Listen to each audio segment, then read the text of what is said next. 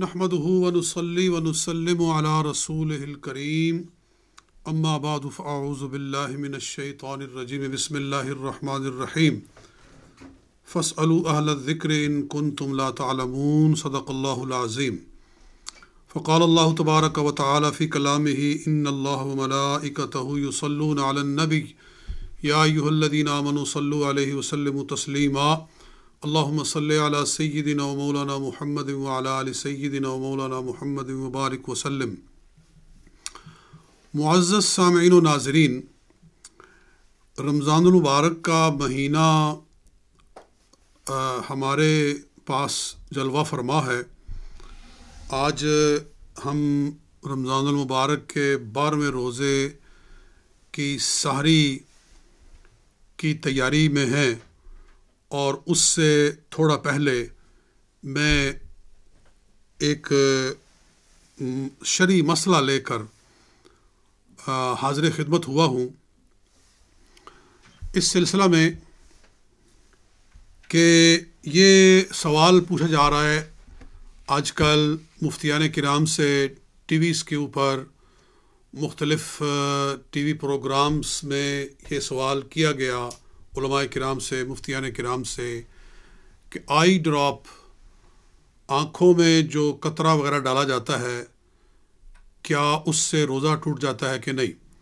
تو متعدد مفتیان کرام نے فرمایا کہ آنکھوں میں دوائی ڈالنے سے، ڈراپس ڈالنے سے روزہ ٹوٹ جاتا ہے، مگر میں اس سے کچھ ڈفر کرتا ہوں۔ میں اس سے ایک اختلاف رکھتا ہوں ادب و احترام کے ساتھ۔ تمام مفتیان کرام، علماء اہل سنت کا ہم احترام کرتے ہیں، اور یہ ایک فقہی مسئلہ ہے، کوئی اعتقادی مسئلہ نہیں ہے، اور جدید مسائل جو کہ مرور زمانہ کے ساتھ پیدا ہوتے ہیں، ان میں ہر زمانے میں اہل علم کا اختلاف رہا ہے۔ میں کوئی اپنے آپ کو اہل علم میں سے شمار نہیں کرتا ہوں، میں علماء کرام کا ایک ادنا خادم ہوں، لیکن بہرحال جو کچھ میرا مطالعہ ہے اس کے مطابق میری یہ گزارش ہے کہ یہ سختی نہ کی جائے، اور آنکھوں میں دوائی ڈالنے سے روزہ نہیں ٹوٹتا ہے۔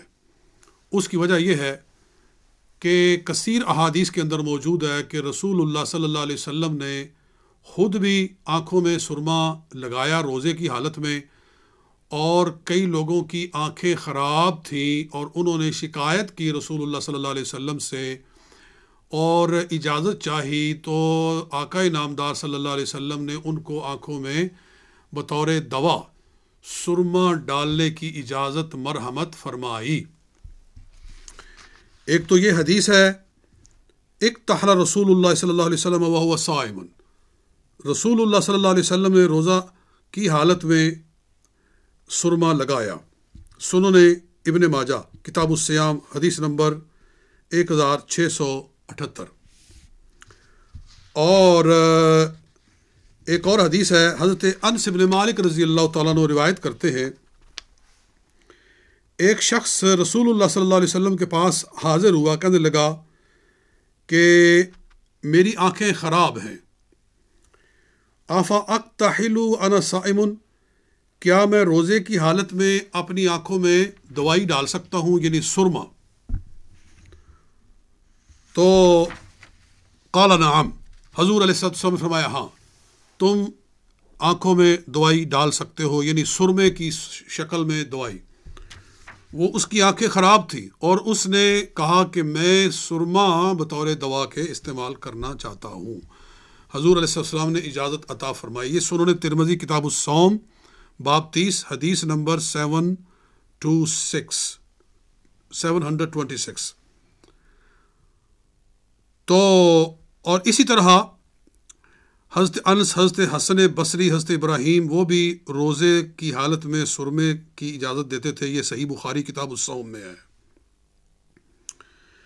پھر ایک اور حدیث ہے، ام المؤمنین ام سلمہ رضی اللہ تعالیٰ عنہ کہتی ہیں، ایک عورت کا شوہر فوت ہو گیا، یعنی وہ عدت میں تھی، اور ظاہر ہے کہ عدت میں سرما وغیرہ نہیں لگایا جا سکتا، کیونکہ یہ زینت میں آتا ہے، اور زینت کرنا عدت میں عورت کے لیے ممنوع ہے، اس کی آنکھیں خراب تھیں۔ لوگوں نے رسول اللہ صلی اللہ علیہ وسلم سے عرض کیا کہ اس کی آنکھیں خراب ہیں اور وہ عدت میں ہے، تو آفا تک تاحلو، کیا وہ سرما لگا لے؟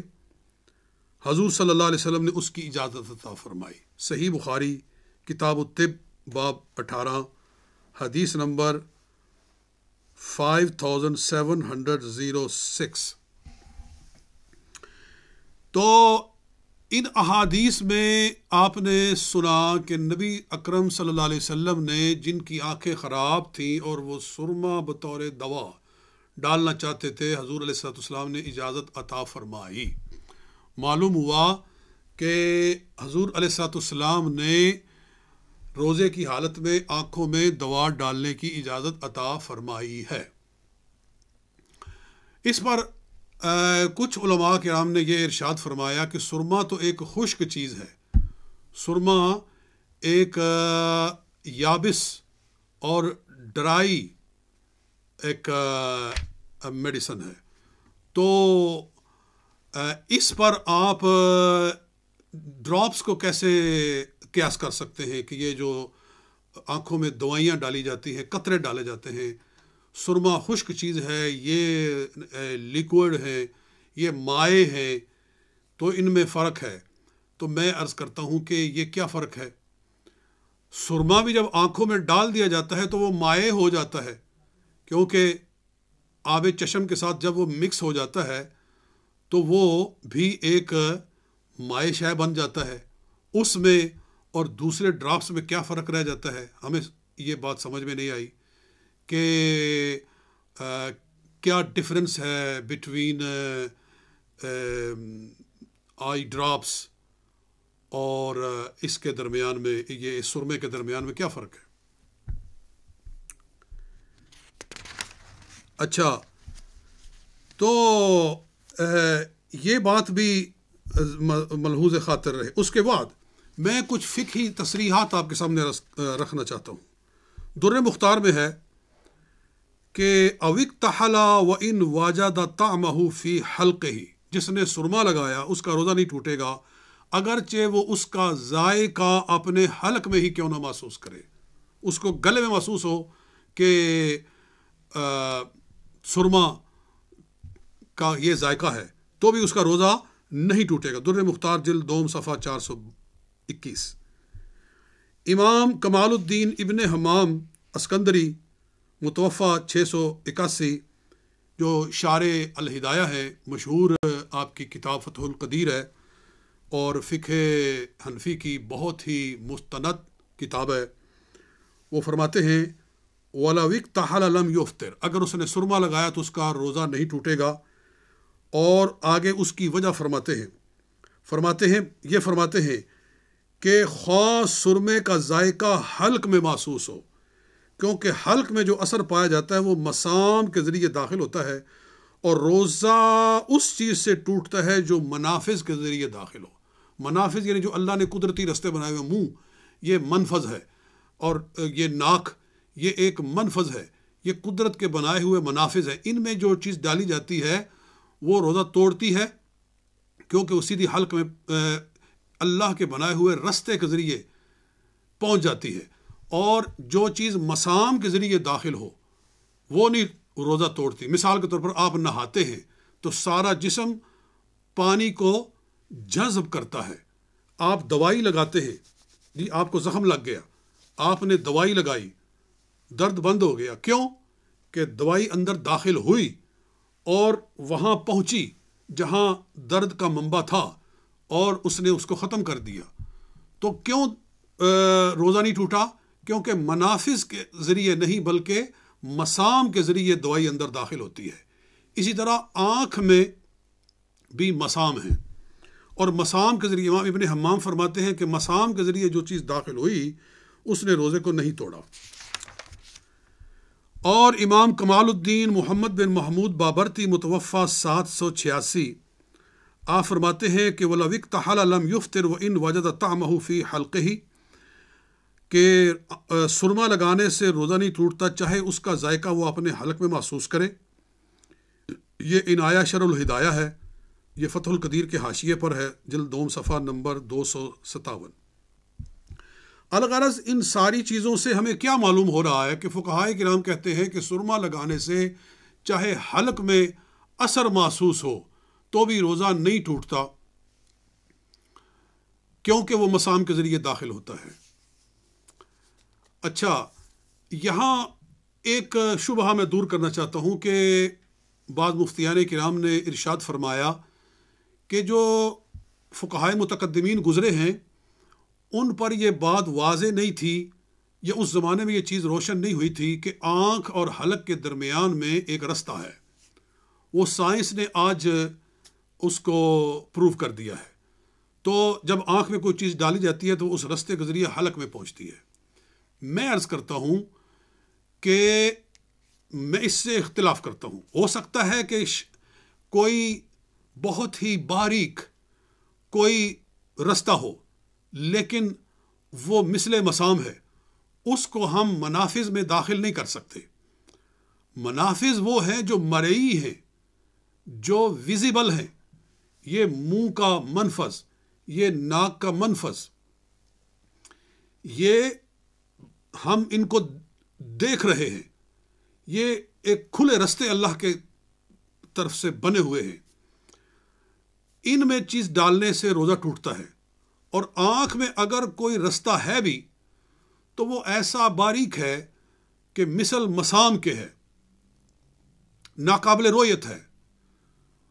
اس کو ہم منافذ میں داخل نہیں کر سکتے.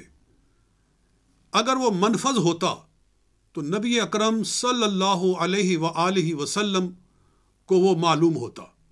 فقہا کو تو چلو معلوم نہ ہو سکا، فقہا تو کوئی غیب جاننے والے نہیں تھے، مگر سید عالم صلی اللہ علیہ وسلم تو صاحب وحی ہیں. کیا حضور علیہ الصلوۃ والسلام کو بھی یہ معلوم نہ ہو سکا کہ آنکھوں میں ایک منفذ ہے جو گلے میں جاتا ہے، اور نبی اکرم صلی اللہ علیہ وآلہ وسلم نے سرمے کو بطور دوا استعمال کرنے کی اجازت دی؟ تو کیا حضور صلی اللہ علیہ وسلم کے بارے میں بھی کہا جائے گا کہ آپ کو بھی معلوم نہیں تھا اور آج ہمیں معلوم ہو گیا ہے؟ تو کیا جدید تحقیقات کی روشنی میں احادیث صحیحہ کو رد کیا جائے گا؟ نہیں ہو سکتا. یہ فقہا کو معلوم نہیں تھا لیکن رسول پاک صلی اللہ علیہ وسلم تو جانتے تھے. آپ تو صاحب وحی ہیں. تو حضور علیہ الصلوۃ والسلام کا سرمے کو بطور دوا استعمال کرنا اور اس کی اجازت عطا فرمانا، یہ اس بات کی واضح دلیل ہے کہ آنکھوں کے اندر کوئی منفذ نہیں ہے. اور اگر کوئی رستہ ہے تو وہ اتنا باریک ہے، وہ اتنا تھن ہے کہ وہ لائک جس کو مسام کہتے ہیں، یہ مسام کی طرح ہے. لہٰذا اس سے روزے کے ٹوٹنے کا کوئی مسئلہ نہیں ہے. یہی وجہ ہے. میں ایک دو فقہی جزیات آخر میں پیش کر کے بات کو ختم کرتا ہوں. فتاوی عالمگیری ہے، وَلَوْ أَكْتَرَ شَيْئًا مِّنَ الدَّوَاءِ. دیکھیے کتنی وضاحت ہے. وَلَوْ أَكْتَرَ شَيْئًا مِّنَ الدَّوَاءِ، یہ من بیانیہ ہے کہ کوئی شے، کسی طرح کی دوا، وہ فرما رہے ہیں کوئی بھی دوا ہو، کسی بھی طرح کی ہو، اگر اس نے وہ ڈالی فی عینہ، اپنی آنکھوں میں، لم یفطر صومہ، اس کا روزہ نہیں ٹوٹے گا. عندنا، ہمارے نزدیک، وَإِنْ وَجَدَ طَعْمَهُ فِي حَلْقِهِ، اگرچہ اس کا وہ ذائقہ گلے میں پائے.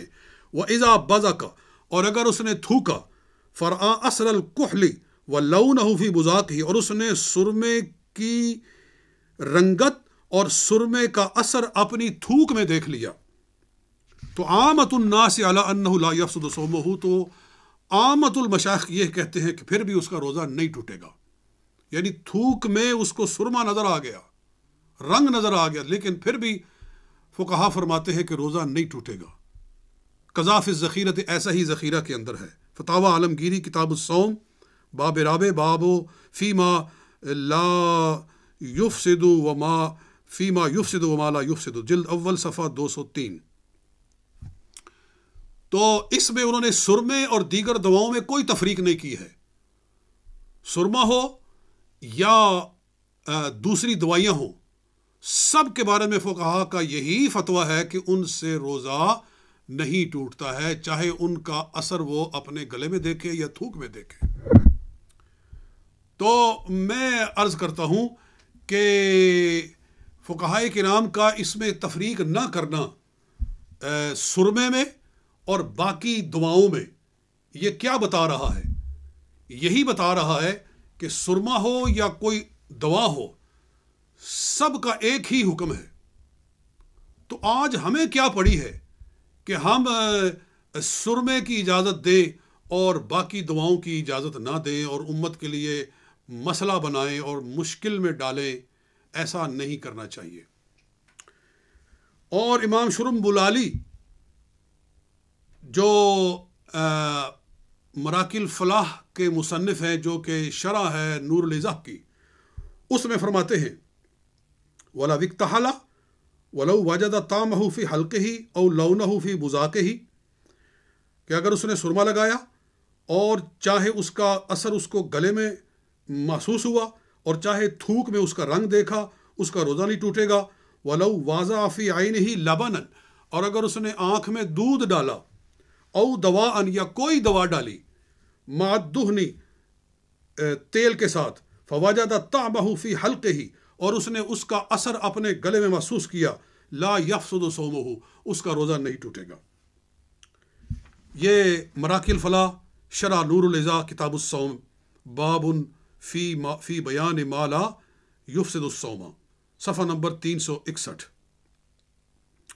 تو دیکھیے اس عبارت کے اندر بھی انہوں نے نصاً سرمے اور دیگر سب دعاؤں کو اکٹھا کیا ہے اور سب میں کوئی تفریق نہیں رکھی ہے۔ تو یہی کہا ہے کہ روزہ نہیں ٹوٹتا۔ تو جب فقہائے کرام کوئی فرق نہیں کرتے تو ہمیں کیا ضرورت ہے کہ ہم یہ تفریق کر کے ایک مسئلہ بنائیں؟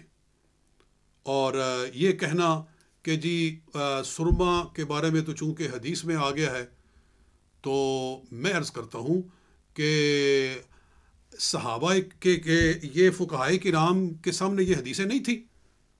فقہائے کرام کے سامنے یہ احادیث مبارکہ نہیں تھی کہ سرمے کے بارے میں حدیثیں ہیں اور باقی دعاؤں کے بارے میں حدیثیں نہیں ہیں۔ تو فقہا نے کیوں تفریق نہیں کی ہے جو آج ہم کر رہے ہیں؟ کیا یہ حدیثیں آج ہم پر ہی منکشف ہوئی ہیں؟ فقہائے کرام کے اوپر یہ منکشف نہیں تھی؟ جی، فقہا ان حدیثوں کو نہیں جانتے تھے، ضرور جانتے تھے، مگر اس کے باوجود انہوں نے سرمے اور باقی دعاؤں میں تفریق نہ کی اور اجازت دی۔ تو آج ہم کیوں صرف حدیثوں کو دیکھ کر سرمے کی اجازت دے دیں اور باقی دعاؤں کی اجازت نہ دیں؟ جی، جب فقہا نے معاملے کو وسیع رکھا ہے اور حدیثیں ان پر بھی واضح تھیں تو ہمیں بھی ایسا نہیں کرنا چاہیے۔ بہرحال ھذا ما عندی، یہ میرے پاس جو تھا وہ میں نے عرض کیا ہے، واللہ اعلم بالصواب، اللہ تعالیٰ خوب جانتا ہے۔ اور ان اريد الا الاصلاح ما استطعت وما توفیقی الا باللہ علیہ توکلت والیہ انیب۔ صدق اللہ العظیم۔